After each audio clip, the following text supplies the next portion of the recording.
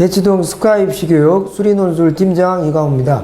자, 올해 이제 한양대 수리논술 이제 드디어 한 달 앞으로 다가왔죠. 11월 26일 날 이제 올해 실시하게 되는데, 작년 그 기출문제, 한양대학교 수리논술문학 기출문제 해설을 통해서 여러분들 올해 한양대학교 논술고사 전형으로 합격할 수 있는 이제 지름길을 안내해 드리는 해설 OT입니다. 자, 올해 같은 경우에 한양대학교 오전, 오후, 그 다음에 늦은 오후 이렇게 시간대별로 논술고사를 예년과 마찬가지로 실시하고요. 11월 26일 날 시행을 합니다.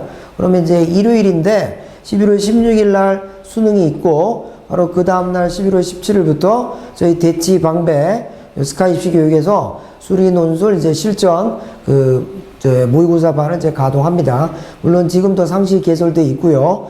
한양대 논술의 이제 경향은 늘 이제 똑같습니다. 큰 논제 2개에 딸린 소문항 이렇게 해서 대개 6개에서 5개 정도 이렇게 출제했고 90분 동안 이제 실시합니다.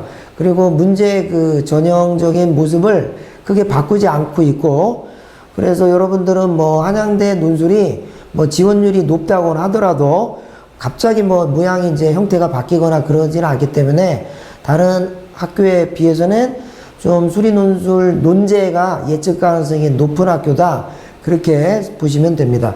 자, 그래서 논술 성적 90%, 내신 10% 이렇게 자 선발을 하죠. 자연계열 수리논술 실시하는 그 대학이 이제 30개 정도가 있어요. 그래서 그 저희 스카이입시교육 수리논술 요 클래스에서는 의대, 치대, 한의대, 수의대, 약학, 자연계 분야, 그 다음에 대학별로 이제 지난 5개년 또는 6개년 정도 기출 연계해서 여러분들이 이제 정답 도출 유형을 포함해서 과정을 증명하시오 이런 유형까지 모든 종류의 유형을 저희가 지원하는 목표 대학의 그 논제 유형에 걸맞게 10분 준비해서 시험장에 들어갈 수 있도록 준비하고 있습니다.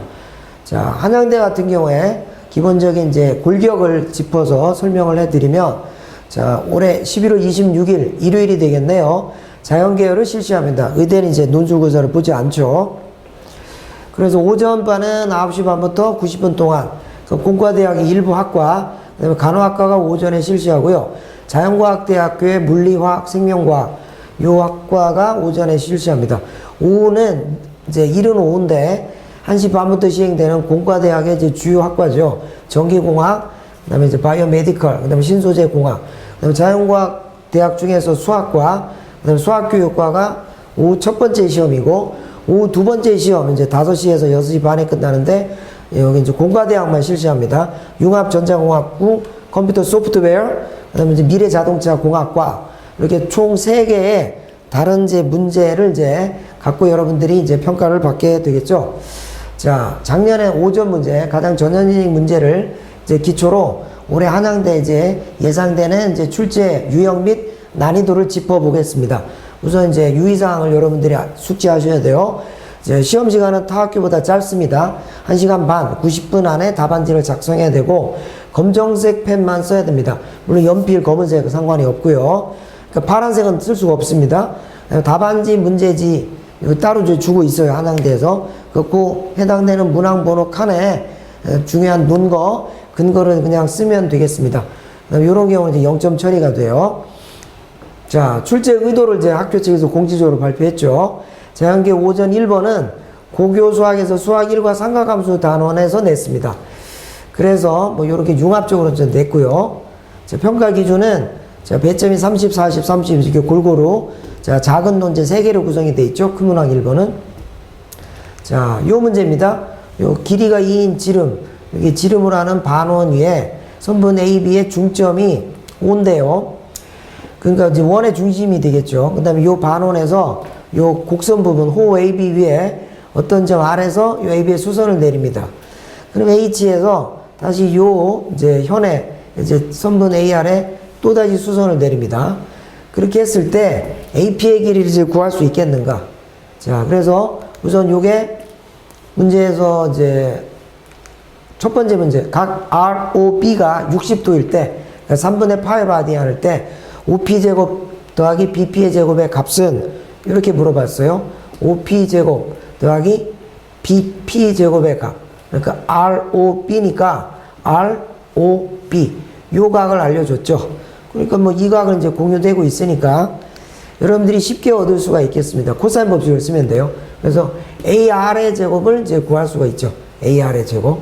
요 길이를 쉽게 구할 수가 있습니다. 요게 반지름이니까 요쪽 120도를 이용한 3분의 2파이죠. 그래서 요 길이를 구하고 그 다음에 AR은 나왔죠. 그 다음에 이제 RH를 또 구할 수가 있습니다. 자, 여기서 RH 여기서 수선을 내려 수선이니까 수직이 되니까 왜냐면 여기가 이제 사용 정리죠. 요 직각삼각형을 이용하면 여기를 또 RH를 또 구하는 게 가능합니다. 요 길이를 이제 알았기 때문에 그렇죠. 그래서 AR을 구했고 자 PR도 마저 구합니다. 따라서 AP의 길이는 이제 요 값에서 빼면 되죠. 이제 OP의 제곱은 요 코사인 법칙을 써서 16분의 7이고 최종적으로 OP 제곱 더하기 BP의 제곱은 8분의 13 이렇게 간단하게 계산을 할 수가 있습니다. 자, 요 정답이 이렇게 되죠. 자, 논제 2번은 요 점 R이 이제 움직이는 점이 돼요. 호 AB 위로 움직일 때, 그럴 때 이제 각을 쓰면 되겠죠. 이게 반지름이 1이지 않습니까? 그러니까 여기에서 시초선을 요쪽으로 두고 요 이제 각의 크기가 t일 때 요 R의 좌표는 x, y 좌표가 각각 코사인, 사인 이렇게 되죠. 그랬을 때 OP의 길이의 최소값은 OP 요 점이죠, 요 점. 그죠? 네. 그러면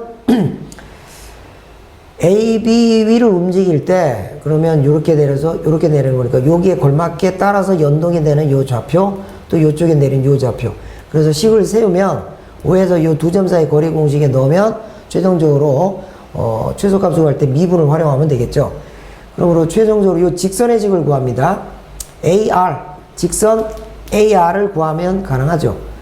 자, 이렇게 됐고 점 H를 지나고 요게 수선이 되는 수직이 되니까 그럼 이제 기울기가 요거와 곱해서 마이너스 1이 되는 그 기울기고 요 점의 좌표는 이제 그대로 X 좌표는 코사인 T Y 좌표는 0이니까 그래서 이 두 개의 교차점이 여기 P의 X, Y 좌표예요. 그러니까 고등수학을 이제 잘 해야 됩니다. 그래서 요 값을 구하고 최종적으로 자 OP의 길이의 최소값 OP가 어차피 양수니까 OP의 제곱 즉 원점에서부터 거리니까 요 루트 안이 이제 OP의 길이의 제곱인데 자 요 코사인 3제곱 이렇게 돼 있죠. 그래서 요 부분은 이제 미분하면 이렇게 될 거고 코사인 T를 이 주어진 범위에서 취하는 값이 마이너스 1부터 이제 0의 값을 취하게 되죠. 각도가 0에서부터. 그러니까 1부터 마이너스 1이니까 여기를 치환해서 뭐 3차 함수로 풀어도 상관은 없습니다. 그래서 요 값이 요 코사인 t의 범위가 이거죠. 그래서 요 값이 최종적으로 극소가 되는 위치가 있어요. 그 값이 이제 20, 요게 0이 되게 하는 그 알파에 관한 정보를 얻는다면 요때 3분의 1이 될 때 그 각에 대해서 코사인 값이 3분의 1이 될 때 최종적으로 3분의 1임을 이용하면 여기 있는 요 값을 대입하면 9분의 루트 33이 최소값이 됩니다. 자, 마지막 3번은 아까 그 그림에서 점 R이 A에서 B까지 호 AB로 움직인다. 자, P가 이루는 곡선, 이 곡선이 이제 이루게 되죠.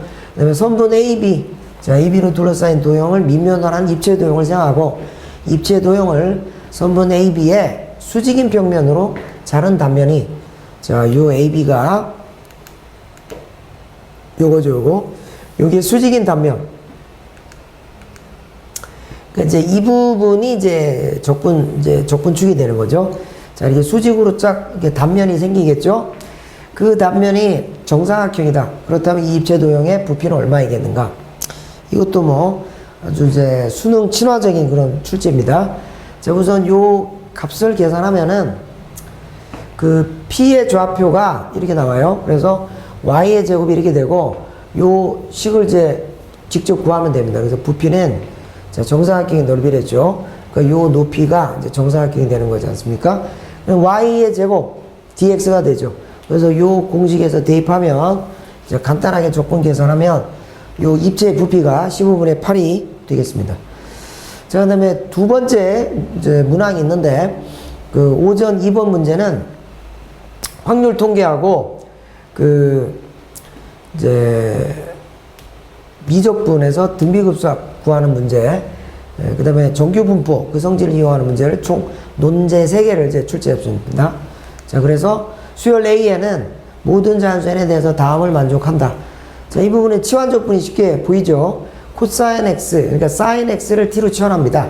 그러면 이제 코사인 x dx 파트가 dt가 되겠죠. 그래서 요거는 이제 계산하면 될 것이고, 이렇게 되죠. 네. 자, t가 sin x로 치환이 됐어요. 그래서 최종적으로 요 값을 얻게 되죠. 그러니까 여기가 an이라는 게 첫째 항은 sin 베타의 제곱이고 공비가 sin 베타인 등비 수열이다. 그래서 요 공식이 되죠. 6분의 1이 되게 하는 그 값으로부터 sin 베타 값을 구하고 탄젠트 베타도 최종적으로 구할 수가 있습니다. 자, 그 다음에 이제 두 번째는 이제 자주 나오는 문제입니다. 한양대에서는 정규분포 곡선 특징을 물어보는 거죠. 평균 m 표준 편차가 시그마인 정규분포를 따르는 그 모집단에서 크기가 n인 표본을 이미 추출한다. 그때 표본 평균, 이건 이제 확률 변수입니다. 별량이에요. 그 x바가 정규분포를 따른다는 거 그것이 이제 알려져 있죠. 그러니까 이 모집단의 확률 변수가 x를 하자. 그럼 두 종류의 확률 변수 x바가 요 조건들을 만족해요. 저 그때 m 구하고 시그마 구하고 n 구하면 됩니다. 아주 평이한 문제예요. 그래서 한양대의 관건은 특히 미적분 선택자가 대다수인 그 이과생들 중에 게으르면 안 됩니다. 한양대는 다 내요. 그러니까 여러분들 그 한양대 원서를 넣었으면 그 적어도 17일부터는 열흘 정도는 공부를 하셔야 돼요. 근데 중요한 건 확률 통계 기하를 내는데 너무 쉬워요. 너무 쉬워. 그러니까 쫄지 말고 게으르면 한양대는 좀 힘듭니다. 하지만 학교에서 다 시켜주니까 학원에서 제시하는 데 따라서 하시면 다 붙어요. 그래서 이제 요게 값이 더해서 1이 되고 요 값은 더해서 1이 된다. 요거 이제 표준화 시키면 되는 거죠. 표준 측도로 바꾸고 되니까. 표본 평균의 값은 제 x바라는 상수인데 그 m에 대한 신뢰도 95.4% 신뢰 구간이 이와 같다. 이렇게 알려놨어요. 자, 모집단은 요거를 따르죠. 그러면 정규무배 확률 밀도 함수의 그래프가 x 이퀄 m에 대해서 좌우 대칭인 종 모양이 되죠. 이 부분은 이제 중요합니다. 여기는 변동이 없죠. 그러니까 x가 됐든 표본 평균인 x바가 됐건 8 이상인 확률 2개를 더한 것은 0.5씩 더한 거니까 1이 돼요. 자, 그런데 요 형태에서 문제에서 요 값이 똑같은 값인데 둘 다 동일한 선인데 이게 대칭축이 아니라면 1보다 작든지 1보다 커야 되겠죠. 그러므로 암시적으로 힌트가 m이 8임을 알려준 셈이죠. 자, 이 표준 측도라고 얘기하는 Z1 요거는 이제 x바가 확률 변수니까 표준 편차가 루트 n분의 시그마죠. 이 역시 표준화 시키면 이 새로운 표준 정규 분포 이 분포 곡선은 이제 z 이퀄 0이 대칭축이죠. 자, 그래서 요게 12보다 클 이렇게 계산하고 요게 7.5보다 클 확률 이렇게 계산한다는 게 1이다. 즉 이 부분이 그렇죠. 여기가 0이 된다는 거죠. 0. 그쵸? 여기는 이제 반대가 되겠죠. 그래서 요 값과 요 값이 같더라. 요 내용이 똑같은 거예요. 그래서 64. 그래서 n의 값도 구했고 그럼 요 값에 직접 대입하면 됩니다. 그래서 최종적으로 m 8이고 시그마 4고 n은 이미 구했던 64. 그래서 76. 자, 아주 쉽죠. 그러니까 확통을 선택한 문과생이면 그냥 식은죽 먹기의 난이도인데 선택 과목 책이기 때문에 미적분만 특히 고3들이 미적분만 쭉 풀다가 한양대 원서는 넣고 시험은 봐야 되는데 좀 확통을 어떻게 피해가면 안 될까? 절대로 안 됩니다. 한양대는 의도적으로 다 내는 학교예요. 그러니까 열흘 동안 아주 전형적인 문제만 냅니다. 한양대는 냈던 문제 또 내고 냈던 문제 또 내는 학교 아닙니까? 그래서 기출문제 한 5개만 풀어도 충분히 합격합니다. 여러분들이 특히 올해 고3들은 너무 수학을 못해요. 그래서 내가 2등급, 한 3등급 초반 정도 된다. 그럼 한양대, 인하대 정도 무난히 붙습니다. 정말로 붙어요. 그러니까 답안지 작성만 하면 돼요. 물론 이제 글씨를 너무 못 쓰는 애들은 좀 불리하겠죠. 자, 마지막 문제인데, 요거는 이제 뭐 확률 계산이에요. 요 모인 이제 둥그스름한 부분이 나오는 거, P고, 이제 유틀 만드는 이제 평평한 면이 위로 드러나는 거는 이제 6건의 확률이죠. 요게 똑같지가 않아요. 요게 이제 무게중심에 따라서. 요게 나올 확률이 0.7이면 요거는 0.3이겠죠. U짝을 2023번을 던졌다. 그래서 평평한 면이 나온 횟수가 짝수가 될 확률을 P에 관한 식으로 도출하여라. 자, 이렇게 간단합니다. 요걸 전개하면 되죠. 그죠? 각각을 전개하면 요렇게 얻어지죠. 요것도 요렇게 얻어지죠. 그래서 요 값은 K가 홀수일 때 값이고, K가 짝수면 마이너스 1이 되죠. 이 두 개를 더하면 우리가 원하는 요 P분만 딱 도려내게 되는 거 아닙니까? 그래서 최종적으로 따라서 여기에서 요걸 빼면 되죠. 그래서 구하고자 하는 확률은 2분의 1 빼기 요거고, 요 식으로 쓰든 요 식으로 쓰든 동일한 정답이 되겠습니다. 자, 작년 같은 경우에 아주 평이었습니다. 갈수록 한양대는 이제 골고루 내는 대가로 미적분도 어렵지 않고 수능 친화적으로 내고 있어요. 다만 여러분들이 확률 통계, 그 다음에 이제 기하 이런 부분이 연습이 돼 있어야 됩니다. 그리고 한양대는 50점 초반이면 합격해요. 그러니까 어떻습니까? 골고루 도토리 키재기 난이도예요. 다들 수학을 못하니까. 그래서 남들보다 조금 더 잘 쓰면 되는데, 제가 강조하고 싶은 건 딱 두 가지. 남은 10일 동안 교과서 열심히 보면 됩니다. 확률 통계, 기하, 시험에 나올 것만. 구특위에서 나오지는 않으니까. 둘째는 답안지 작성을 하루에 10장 이상 하시면, 열흘이면 한양대 수리논술 무난히 합격했고, 합격할 수 있어요. 자, 요 작년 기출 기반으로 한 한양대 출제 경향, 여러분들 잘 참고하셔서, 올해 이제 26일날 논술고사 잘 치러서 한양대 모두 합격하시기를 바라면서 이 해설 OT를 모두 마치겠습니다.